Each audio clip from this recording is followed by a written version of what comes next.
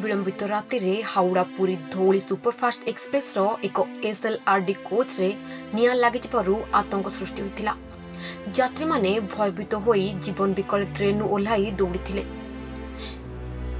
एई खबर पाइबा मात्रे रेलबाई कर्तृपक्ष तुरंत ट्रेन को मार्कन रेल स्टेशन रे अटकाइथिले।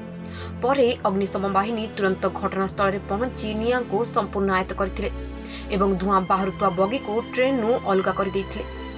सौभाग्यवशत कहार कौनसी क्षयक्षति होई नाही। ट्रेन इंजिन पाखरे थिबा एक बगी भितर विद्युत सर्ट सर्किट होई सेठारु धुआं बाहरिथिला।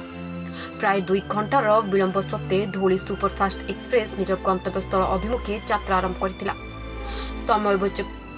समय उपयोगी पदक्षेप जोगु एक बड़ धरणर विपद को एड़ाई दिया जाई पारिछि। सौभाग्यवशत एही अग्निकांडरे कौनसी यात्री आहत किंबा हताहत होई नाहंती।